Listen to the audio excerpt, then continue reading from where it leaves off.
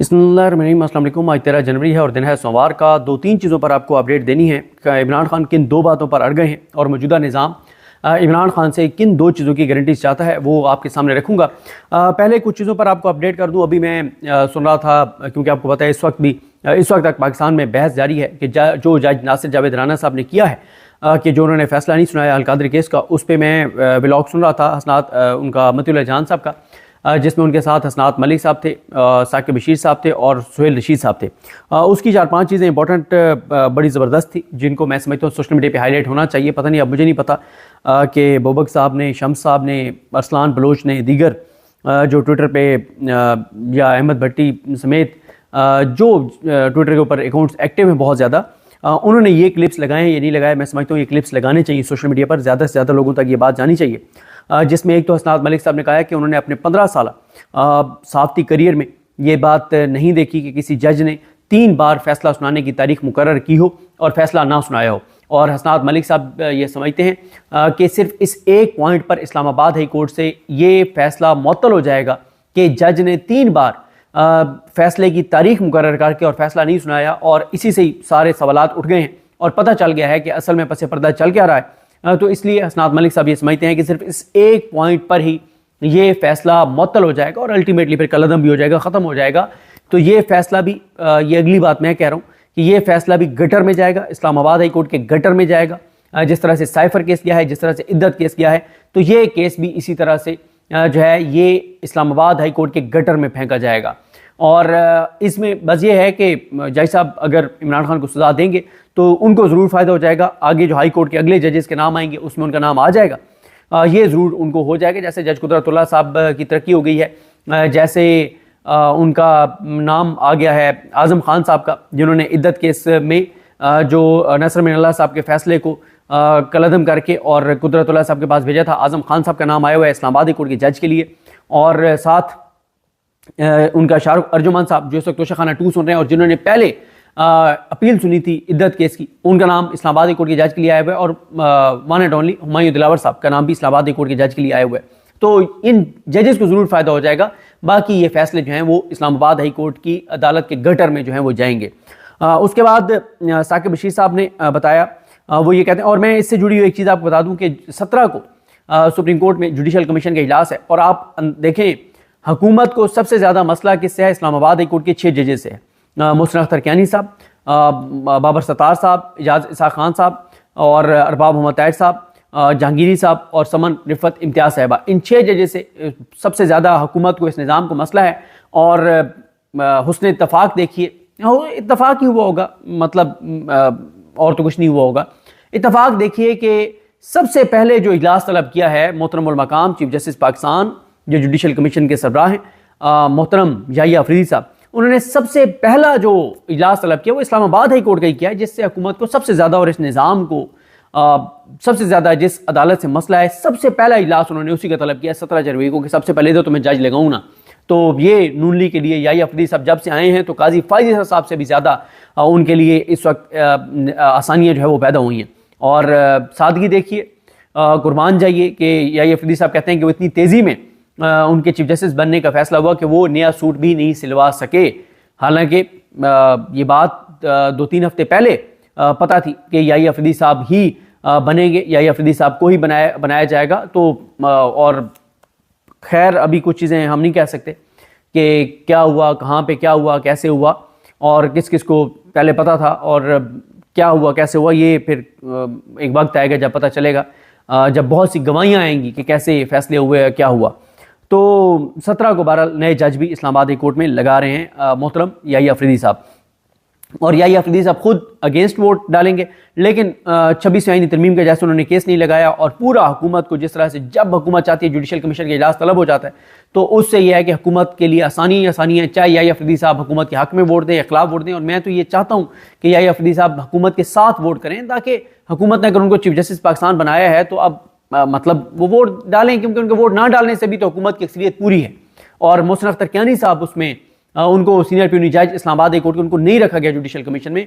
तो ये एक और वारदात है। उसके बाद आ जाए जनाब, साकिब बशीर साहब कहते हैं कि जब 23 दिसंबर को ये बताया गया कि फैसला नहीं सुना रहे ये जज नासिर जावेद राना साहब।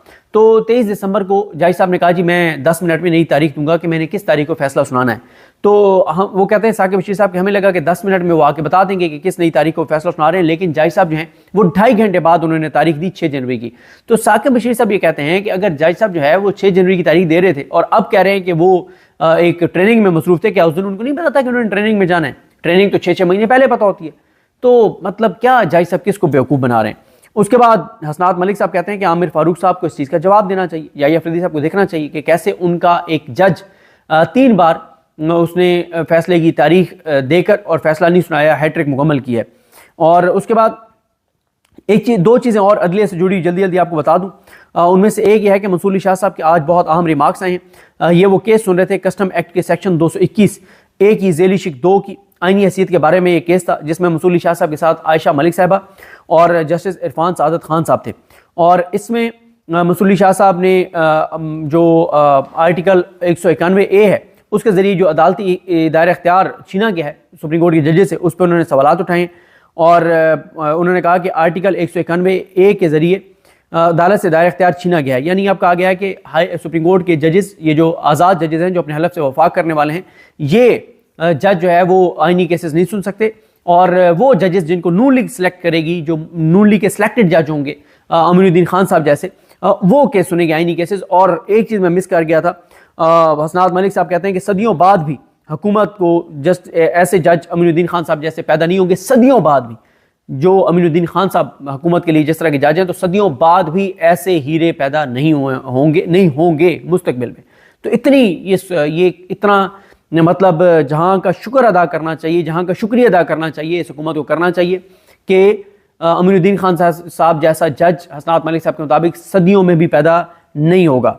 उसके बाद मंसूर अली शाह साहब कहते हैं कि ये मामला आइन की तशरीह का है और मौजूदा आइनी इंतज़ाम के तहत इस बेंच को यह इख्तियार हासिल नहीं। सवाल यह है कि क्या हमसे दायरा इख्तियार वापस लिया जा सकता है? यह अदलिया की आज़ादी का सवाल है। इस अदालत के अंदर अलग बेंच कैसे बनाया जा सकता है? यह अदलिया की आज़ादी और इख्तियार की शिकों से मुतसादिम है। हम पहले इस मामले को देखेंगे। अदालत के इस्तफसार पर कराची रजिस्ट्री से वीडियो लिंक पर मौजूद वकील सलाउद्दीन ने कहा कि अदालत से दायरा इख्तियार नहीं छीना जा सकता। मार्शल लॉ दौर में भी जब आइन मुअत्तल था तो अदालत ने इस तरह के इक़दाम को कबूल नहीं किया और अदालत के मुतवाज़ी बनाए गए ट्रिब्यूनल्स कलअदम करार दिए गए। जब भी मामला दायरा इख्तियार का हो तो अदालत ने सख्त मज़ामत का मुजाहरा करते हुए अदलिया की आज़ादी का दिफा किया है। और जबकि दूसरी तरफ या अफरीदी साहब वो तो कल 26वीं आईनी तरमीम को डिफेंड करते हैं सहाफ़ियों के सामने। उसके बाद वो कहते हैं, फिर उसके बाद खबर में बताया गया कि वकला की रजामंदी से समाअत 15 दिन के लिए मुलतवी की गई है। और इस नुक्ते पे उन्होंने मंसूर अली शाह साहब ने कहा कि वकला तैयारी करके हैं। अब आ जाए जनाब, एक और खबर आई है, मुझे नहीं पता कि ये हमारे ग्रुप है ज़ेर बहस, उसमें एक खबर आई है। ये मुझे लगता है किसी ने ट्वीट किया होगा, साकिब बशीर साहब ने या हसनात मलिक साहब ने, किसने किया है, लेकिन ये ट्वीट इंपॉर्टेंट है, ये मैं आपके सामने रख दूँ। इसलिए ये इंपॉर्टेंट है कि हम ये देख रहे हैं कि जितने बदकिस्मती से वकला हैं जिनके मैं नाम लूँगा, मीटिंगें, मुलाकातें, बयानात, टके की अमली कारकर्दगी इनकी नहीं है। और तारीख इनको भी, इन वकीलों को भी याद रखेगी कि ये सिर्फ बयान देते रहे। और मुझे तो अब ये लगता है कि ये खामोश सौदेबाजी की हुई है इन वकील रहनुमाओं ने भी। कोई इनका प्रोटेस्ट नहीं है, कोई तहरीक नहीं है। हालांकि ये आइडियल टाइम है जब ये निज़ाम पूरी तरह से, इमरान खान ने जकड़ लिया इस निज़ाम को, बांध दिया है, इसके टांगों को बांध दिया इस निज़ाम को, और इस निज़ाम को रास्ता नहीं मिल रहा फरार का। ऐसे में अगर वकला एक्टिव होते हैं और तहरीक चलाते हैं तो अदलिया को आज़ाद करवाया जा सकता है। जस्टिस याहिया अफरीदी साहब की बजाय मंसूर अली शाह साहब को चीफ जस्टिस पाकिस्तान बनाया जा सकता है। आईनी बेंच में ये खात्मा हो सकता है और तमाम जजेस जो अपने हलफ से वफा करने वाले हैं वो केसेस सुन सकते हैं पाकिस्तान और पाकिस्तानियों के। लेकिन ये जो वकील जिनके नाम ले रहा हूं, जिन्होंने अभी इजलास बुलाया हुआ, ये सिर्फ बातें करते हैं, ड्रामे। ये मतलब किसको अदाकारी और फनकारी? हमारे वकील रहनुमा में माजरत के साथ बड़े मोहतरम है ये नाम, लेकिन सिवाय बातों के कोई टके की इनकी कारकर्दगी नहीं है, टके का इनका काम नहीं है। और मज़ामत किसने की? पाकिस्तान के लोगों ने। 26 नवंबर को कौन निकला? आम पाकिस्तानी निकले। जितने निकले कम निकले, लेकिन आम पाकिस्तानी निकले। वकीलों को अभी तक जुर्रत नहीं हो सकी कि कहीं पे 50 वकील भी मज़ामत के लिए इस 26वीं आईनी तरमीम के ऊपर निकल आए। तो पीटीआई के वकला ने जैसे अभी हसन न्याजी के लिए प्रोटेस्ट किया, महदूद पैमाने पे हुआ, लेकिन जो ये कर सकते थे, जिनके बारे में बताया गया, क्या बताया गया जनाब, कि ऑल पाकिस्तान वकला एक्शन कमेटी का इजलास 15 जनवरी को 2 बजे इस्लामाबाद में सुप्रीम कोर्ट बार एसोसिएशन के ऑफिस में तलब किया गया। इजलास की सदारत मुनीर मलिक करेंगे, जबकि इजलास में सुप्रीम कोर्ट बार एसोसिएशन के साबिक सदूर Hamid Khan, Ali Ahmad Kurd, Abid Zubairi, secretary supreme court bar Salman Mansoor, Balochistan bar council के vice chairman Rajib Khan Buledi, advocate, chairman executive committee Amanullah Khan Kakar, Lahore high court bar association के सदर Asad Manzoor Bhatt, Peshawar high court bar association के सदर Fida Gul, Islamabad high court bar association के सदर रियासत अली आज़ाद, कराची बार एसोसिएशन के सदर आमिर नवाज बड़ाइच, लाहौर बार के और कराची बार के साबिक सदर barrister Salahuddin, member Sindh bar council Haider Imam Rizvi समेत मुल्क भर से वकला नुमाइंदे शरीक होंगे। इजलास में 26 आईनी तहरीक के खात्मे के हवाले से तहरीक पर गौर होगा। बस गौर ही होता रहेगा, गौर ही होता रहेगा, इससे ज्यादा जो है वो कुछ नहीं होगा। तो ये एक बड़ी मतलब हैरान कुन एक सूरत हाल है। बदकिस्मती से वकला रहनुमा जो है वो ये जो बड़े क्रेडिबल नाम हैं, जो बड़े मोहतरम नाम हैं, सिर्फ ये वकील ऐलान कर दें कि हम इस तारीख को फलानी जगह से इस्लामाबाद के लिए रवाना होंगे तो हजारों वकील इनके पीछे आ जाएंगे। इतने ये मोहतरम नाम है, इतना इनका मकाम है यंग वकला के अंदर, लेकिन ये सिर्फ बातें कर रहे हैं, सिर्फ मुलाकातें कर रहे हैं, सिर्फ प्रेस रिलीजें जारी कर रहे हैं, कोई अमली इकदाम नहीं है, कोई अमली इकदाम नहीं है, कोई अमली इकदाम नहीं है। और मैं इसको बिल्कुल नहीं समझता कि हुकूमत के लिए और इस्लाम के लिए कितना खतरनाक है। और ये बहुत अहम इजलास तलब है, जो 15 तारीख को बहुत अहम इजलास तलब कर लिया गया। और ये हुकूमत के लिए मतलब अगर ये सवाल है लोगों के जहन में होगा कि कितना खतरनाक है, तो मैं ये समझता हूँ ये बिल्कुल हुकूमत के लिए कोई खतरनाक नहीं है। तो ये अब क्योंकि ये इस वीडियो का ड्यूरेशन तवील हो गया है, वो जो इमरान खान साहब के हवाले से मैंने करना है कि किन चीज़ों पे अड़ गए, उस पर नेक्स्ट वीडियो में बात करते हैं। मुझे अपनी दुआ में याद रखें। अल्लाह की माम सबका हामी नासरू। अल्लाह हाफिज़।